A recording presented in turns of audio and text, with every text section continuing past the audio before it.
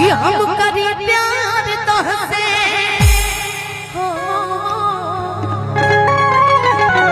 देख लिपस्टिक मत लगाइए सफेद पहले बड़ी माई हमारे मारे लगी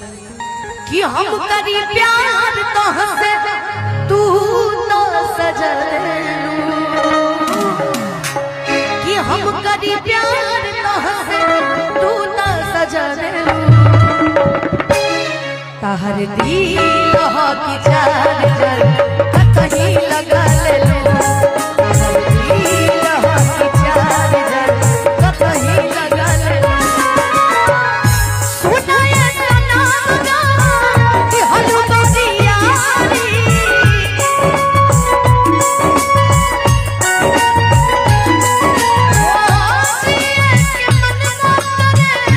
अब तहर मारी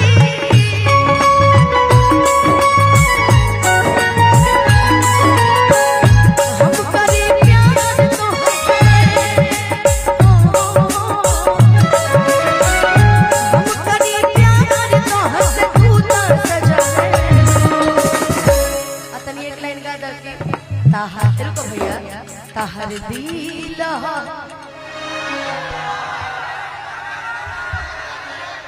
के हा अरे गाना गाओ कि ताहर दिल कहीं लगा ले लो ताहर दिल कहीं लगा ले लो।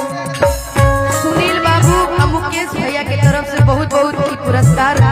हमरा मिल रहा बा। भगवान जी करस की रउआ असही गुलरी के फूल लेखा पैसा बरसत रहो बोरा बोरा भर के रउआ पैसा कमाई खूब ढेर सारा।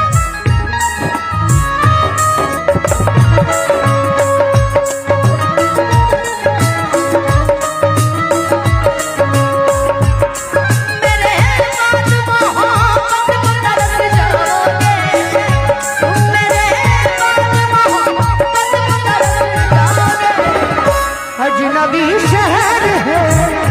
अजनबी शहर है तुम मेरे बाद मोहब्बत को तरस जाओ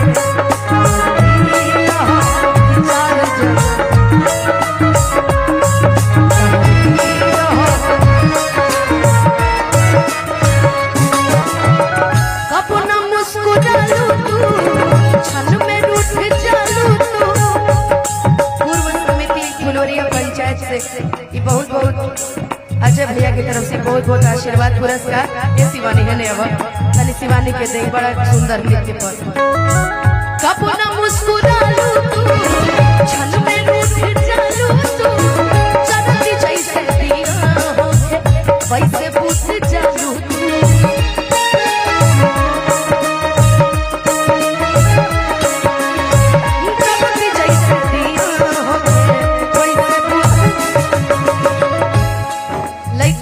लड़का में जब अटूट प्रेम रहेला ना जब बहुत प्रेम रहेला अगर लड़की दिल से प्यार करे ले तब विवेक बाबू एक ही को गाना गाएला छोड़ के न जाओ पिया छोड़ के न जाओ पिया तुझको मैंने दे दिया तुझको मैंने दिल दे दिया प्यार मैंने तुझसे है किया प्यार मैंने तुझसे है किया तुझको मैंने तुझको मैंने ये दिल दे दिया ओ पिया पिया ओ पिया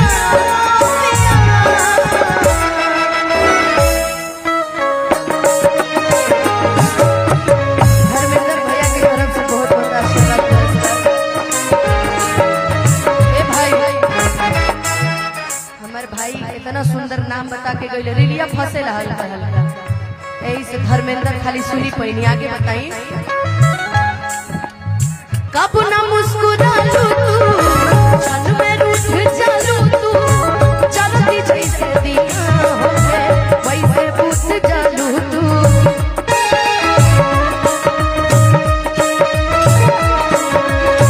चलती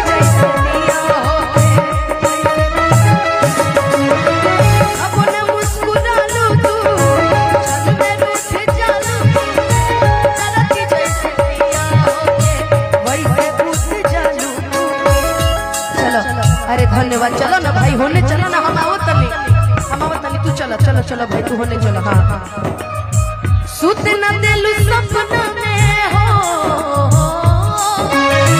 सुत न देलू सपना में आके जगा दे कि ताहर दिल हो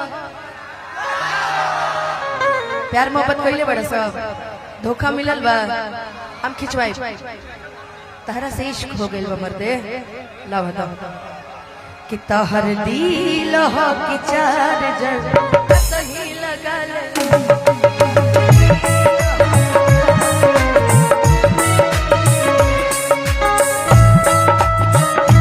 हो मैं कहीं भी रहूं सनम मुझको है जिंदगी की कसम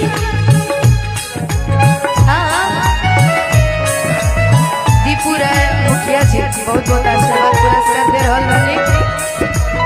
प्रखंड प्रमुख जी अभिषेक राय जी अब दे आगे दी जल्दी जल्दी जल्दी सोचा हमारा बारे में तहरा खातिर हमर माइल ई प्यार कल है परसों के कायल न रहे भुला गइलू ऐसे जैसे